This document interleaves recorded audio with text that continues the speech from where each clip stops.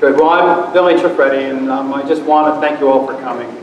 And it's a real pleasure to be able to talk with you this evening and talking about solving the mystery of elbow pain. I'd like to just thank my staff, Joy, and the rest of the staff for having everything ready, the setup, the preparation, and all the takedown.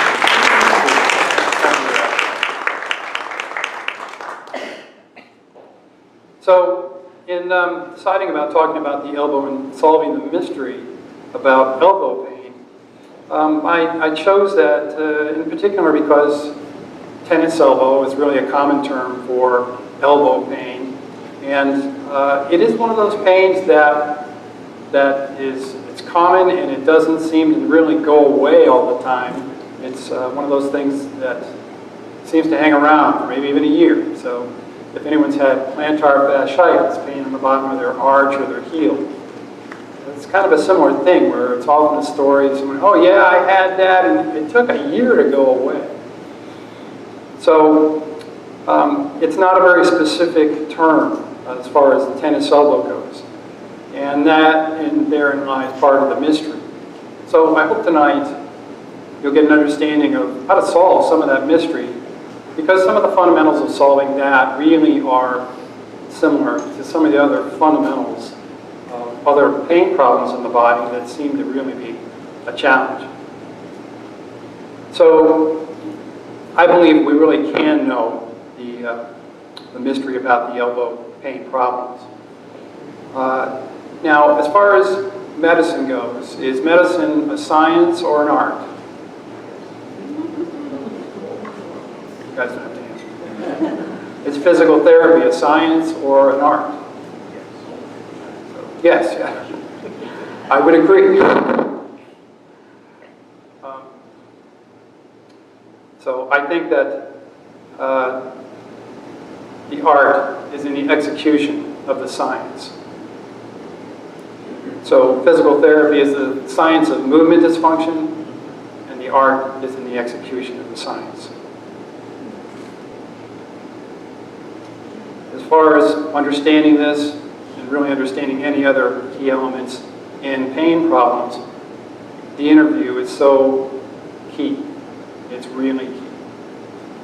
Because that's where we really learn where do we need to look for what's the source of the person's problem. And the interview process is not like somebody comes in and they know all the things that you need to tell them so that they understand the problems. It's the skill of the individual who ensures that they draw out the information that's really pertinent to understand, hey, where do I really have to look for this thing to understand how to help this individual. So that's a skill, and that's communication, and that's building a relationship with people. So for us in our clinic, understanding that element of communication and relationship building is part of what we feel is so important and part of our strength, so that we really can be effective in understanding some of these things that tend to be mysterious for us. So Bruce Springsteen, looks like, he's 67 years old this year, so my guess is many of you probably might know who he is. So if you don't, international rock star, right? Right. So Bruce had a serious elbow pain problem. Now, I'm not breaking any HIPAA laws because I didn't treat Bruce. I just read his biography, right? And I just thought it might be kind of funny, doing the interview with Bruce Springsteen, especially if you were in some corner of the world you didn't know. It's like, so Mr. Springsteen, what do you do? What do you do for work? Well, I travel around the world and play 4-hour concerts all over the world. So he has a history of playing on and on and on. He goes, well, what do you do? He goes, well, I kind of do this a lot. And I don't know the result of his elbow pain because it didn't go into depth on that. But I might talk further about the idea of repetitive motion, and is that always the answer? Sometimes some of the problems that we have as clinicians is we go into the room and we see something, and we kind of already have our mind made up about what the problem is. So I just had a client of mine last week said, oh yeah, I went to this person and they came into the room and I was sitting in a certain posture, and he goes, I know what your problem is. So already he's kind of biased himself. You can't do that. So anyway, after reading Bruce's biography, I don't think that his elbow pain came from playing golf or playing tennis. The truth of the matter is that elbow pain can be effectively treated if one appreciates the specific sources of the pain and effectively treats those components that are unique to the individual.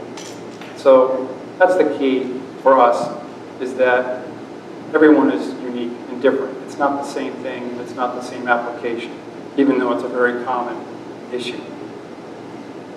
So looking at muscle tendon problems. So just the picture here, not that way, this way. So the muscle is like a spring, like it elongates and shortens. And the tendon is really the end part of the muscle where it attaches to the bone. So the white stuff here looks like the tendon stuff, and this is the red stuff is the muscle. So down here, same thing. This is tendon stuff here, and you'll see it be on the outside of the elbow as well. So it's easy to think about these two pieces of tissue together when we think about what happens. So a muscle tendon strain. So strains can happen from a sudden overload, single heavy lift. This poor gentleman is lifting his MERS and really having trouble with the weight. Either that, or maybe it's his significant other that has a lot in a handbag. But either way, you might get the idea if you yourself have lifted something just really heavy and you strain with that. Or you go to lift something that you thought it was really light, it was an empty suitcase, but no, it was a full suitcase. And so there you have a strain. Or the other thing is the overuse, where it's just repetitive in nature. And so you cause an irritation that way. So this poor gentleman, you can't see it so well there. He's holding the rake like this. I swear he must have been raking without any gloves and got a bunch of blisters, so he can't even grip on the thing very well. So you can imagine what it's like at the end of the day for him. But common for us around here, the seasons change. Hey, the spring is here, got to get out, got to get the garden ready. Haven't had warm-up time to do that. Same thing in the fall. All of a sudden the leaves are down and you got to get your stuff done. So there's not necessarily a lot of preparatory time. It's just you start doing this stuff. So a recent occurrence, mild severity, these things respond really well to very basic management. So adequate relative rest, that's going to be really important because that doesn't seem to happen a lot. The application of ice, so just putting a cold pack on an area for 20 minutes and taking it off for a full hour is very basic, but really important in handling these early on things. And then the gradual approach to returning to use. So that's one of the mystery kind of things here, is the gradual returning to activity. So gentleman comes in here this morning that I recognize.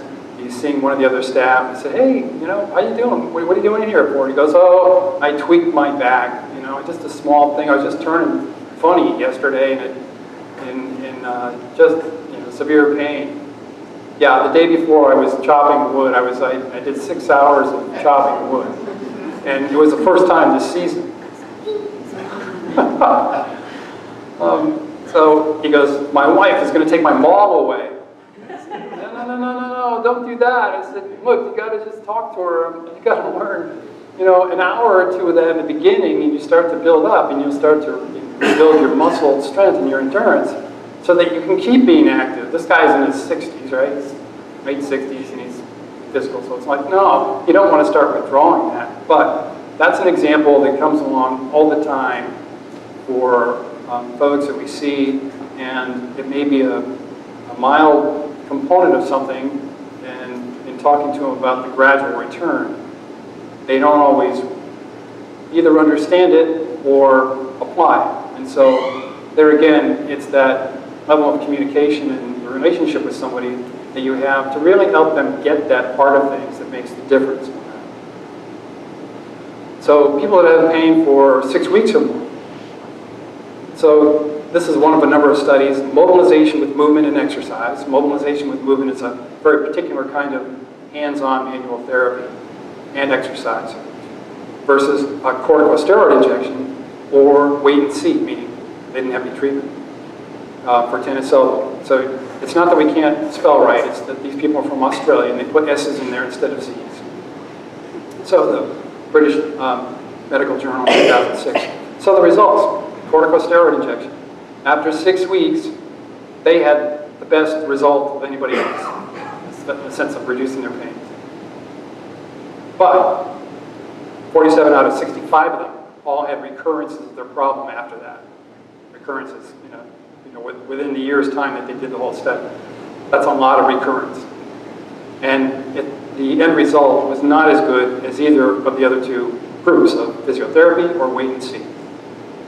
So, physiotherapy, after 6 weeks, they had significant improvement and results in all areas of their that were recorded, and they continued to do well right up to the end of the study at the end of a year. At the end of a year, the wait and see people and the physiotherapy people all had pretty much their symptoms had gone. The other group didn't have a result quite as good. There's a number of other studies that I don't have to cite them, but they are similar in that the injection with corticosteroid usually has more often helpful pain relief in the first few weeks, followed by recurrence of the problem. There's another study that looked at, well, what if you did it with physical therapy and without physical therapy? And that didn't make a difference. So, take-home message, maybe think twice if you're getting recommended to have an injection in your elbow with corticosteroid. So the exercise part of things, this is a really key part of success with muscle strains and tendinitis problems, whether it's the elbow or whether it's the Achilles tendon. The tendon kind of problems. Eccentric exercise is really effective in helping to restore a lost strength in a way that doesn't damage the area. And what it's unique is that the starting one on your left is the starting position. So the muscle is contracted, and then you slowly lower it down, and then help it up, and then slowly lower it down. So that's what an eccentric exercise is. Some people call it a negative at the fitness club. But that's the difference. It'd be like when you go downstairs, you're lowering yourself down. And gradually building up the resistance on that is the key element. So some of the pitfalls, pre-existing muscle irritation. So as I talked to you about in the interview section, it's really common that without some certain follow-up questions, people don't necessarily mention, yeah, well, I've had this kind of achy elbow for a long time, but it never stopped me, so this thing really bothered me just since this weekend, Doc. Like, yeah, but they've had this low-grade thing going on for a long time, whether that or, yeah, I don't know, I've had this shoulder thing I've been living with for, I just live with it, I don't think about it, or their neck. And those things become really significant. But as far as the pre-existing muscle irritation, the big part of that means to handle that well, and to get it better, it just may take a more comprehensive treatment approach. In the research article that I mentioned, they had 8 physical therapy sessions to do that. So in the case of a comprehensive treatment approach, something like that, that may just make a difference between somebody starting out and you say, yeah, I think you're going to be better in a week, do these things and it should take care of itself, and then it fails, and then the person's lost confidence. And it's like, I don't know if they really know what they're talking about. It didn't work for me. So that's where it becomes important. But another part is weakness in muscles in the shoulder. So you can see this individual with the, right here, her shoulder blade is sticking out on that side. And that happens when you have weakness in a certain muscle in the shoulder. Now, this individual came to me for treating a long-standing neck and shoulder pain problem. And she was a newspaper reporter for many years. And back when we didn't have so many headsets and things like that, cradled the phone for many years doing that. And so she's had this kind of chronic pain problem with that. In addition, she's also a professional violinist and may play 3 to 4 hours a day. So the interesting thing is that she just told me this last week. Yeah, I'm looking forward to this thing being better, feeling better already and stuff. But I'm looking forward to get back to tennis because last year, I'm a pretty decent tennis player. I can hit the ball pretty hard. But last year I had an elbow pain problem and it started to take the fun out of it. So that is getting addressed because of the thing that I'm seeing her for, but it's also part of the story that we may see with people with elbow problems. And if you could imagine other kind of pain problems, you've got to look in all the areas to really understand what's the problem for that individual, how much does that add to it. I'm so high tech, I forgot that I could click it again and think about it. Now trigger points are, they're in the muscles. The stuff that we treat are the trigger points in muscles, so it's another muscle issue.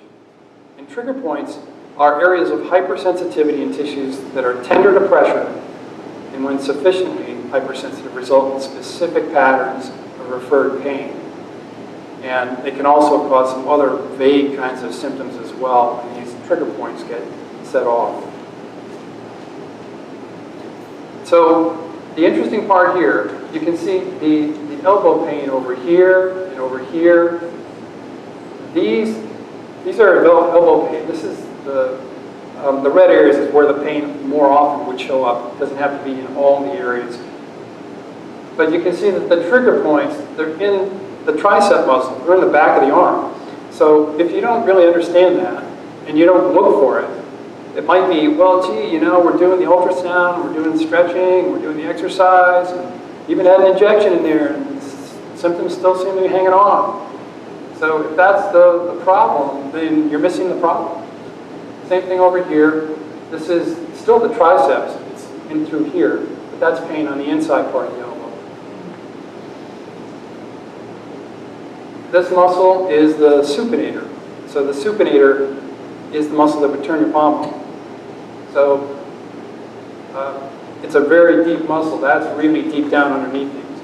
So people that come in and say, yeah, well, one of the things that really gets it stirred up, when I turn the keys on in my car, that always gets it. Or when I'm doing a screwdriver, that always really flares it up.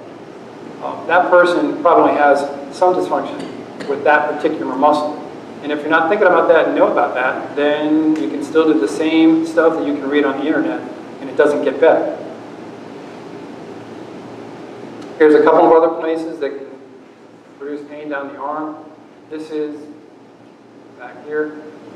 Small muscle, the subclavius is up here by the collarbone. Can cause pain down the arm, into the forearm here. This is the brachioradialis. So you really need to know what you're doing. You need to know what to look for to really help address what's that person's problem. So treating trigger points, stretching muscles out a lot of times can be very helpful in treating trigger points. It's a challenge in the arm. If it's a muscle in through here and you're stretching it that way, that may be enough to do it, or maybe this way. If it's the triceps, it gets pretty hard to stretch that muscle. And stretching, in my experience, isn't always that effective in getting rid of trigger points, but it's an important part of the rehab process. But manual therapy is a general term that involves a lot of different techniques that are what's really necessary to help deactivate trigger points. And the other the study talked about mobilization with movement, which is one technique. If you just have sustained pressure on the area, that by itself is part of a technique that you might experience if you're having it treated. So if you've ever had a sore shoulder pain up here, it's like, oh, there's a real knot up there, and you put pressure on it, and it's like, oh, that kind of hurts, but it feels good. It's like the pain that feels good. And we talk about that a lot. If it feels therapeutic to you, then that's what we're looking for and expecting. because everything that's sore isn't meant to be pressed on. But TDN stands for trigger point dry needling. And so it's one of the tools that we use here. It's using the same needles that acupuncturists use, but the purpose for us here is to deactivate trigger points, not to try to influence the chi flow of the energy of the body. So these are really helpful in very pinpointed areas. And that supinator muscle that we saw that's pretty deep, it's pretty hard to get to with your hands, but sometimes it's very useful to get to it with this. However, some people just have an aversion to needles, and so that's not the answer for everything. This is instrument-assisted soft tissue mobilization. So there are actually pieces of equipment, and we have some here that are made out of titanium that are used as part of a manual therapy technique. So there's a variety of techniques. Having enough techniques in your arsenal is part of what helps to be successful, because one or two doesn't always work for every individual in handling this. So here's the supinator muscle. But as we're talking about nerves, there's three major nerves that come out of the neck and go down the arm. The ulnar nerve is the one that is in the back of your arm that if you lean on it and you hit it, it's like a shock there. It's your funny bone. Yeah, it's a nerve. And then the median nerve is another nerve that comes down and goes into the hand, which is the nerve that causes carpal tunnel. The radial nerve is the one that goes through the outside, and it goes through this muscle and can be a source of outside elbow pain. And it can just ache and hurt like a tendinitis or whatever. You might think it's tendinitis and it's elbow. Nerves are unique in that they do not like to be stretched and they do not like to be compressed. So if all or part of your problem is there's some nerve irritation and you're doing the very typical stretch, see if I can go the right way here. You're doing the typical stretch and you're stretching the muscle, but you're also stretching the nerve. It's either going to keep the condition from getting better or it's going to flare the condition up. The other thing that's unique about nerve tissue is that if you irritate a nerve a little bit in one area, it may have no effect at all. If you irritate a nerve in two or more areas, it can really flare it up. It's called a double crush syndrome. So the individual that hasn't said anything about, yeah, I got a stiff neck, a little sore neck or whatever, or the clinician hasn't really looked to pick it up, they have some irritability that is stimulating some of the nerve tissue, and then they irritate the nerve around here. All of a sudden, it can be really flared up. And sometimes it's like, gee, I didn't think I really did that much. But that's because nerve tissue is really unique that way. And a lot of times people think, yeah, I just had a stiff neck. My neck, when I turn to the left, it's always a little stiffer. It's been that way for a long time, and they don't think about it. But that's our job as clinicians, to really look at things and understand, well, what are contributing things that we need to look at and deal with. Some things are imperfect on people. Maybe a few people have imperfections, but they don't. Everything doesn't need to be fixed, right? At least in my opinion, sometimes we can get a little carried away with trying to have everything perfectly in line, and if it's out of alignment, we might have a problem. I haven't seen anybody who's perfect yet. We can still strive for that. We can talk to Dom and strive for better, right? But the key thing is addressing what's really important. So, nerve gliding exercises are a particular kind of exercise that might be used with irritated nerve. It's like the concept of dental floss. So, you move it back and forth. Because nerve tissue, if you can improve the lubrication and circulation around the nerve, that helps in the nerve healing. So, this individual is starting here, and then as he moves his arm down, he's taking up the slack and stretching the nerve in one way, but he's putting his head down, putting slack in the other direction. And then, as he takes the slack out of the wrist, he brings his head back up and puts some tension in from up here. So this is just a simple example these kind of exercises are really custom designed exercises that a clinician will do for the individual that may look like this or quite a bit different based on what that person needs, but that's the concept behind it. Referred pain is another issue that is part of the mystery that we need to understand and deal with if it's there. So, as I mentioned a few times, well, people may not be aware that their neck is a little stiff, a little sore. Yeah, I have this upper back pain or stiffness.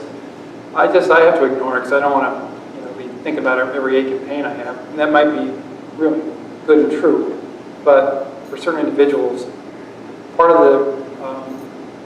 the area that's stiff and irritated there is part of what can refer pain out to the arm and to the elbow.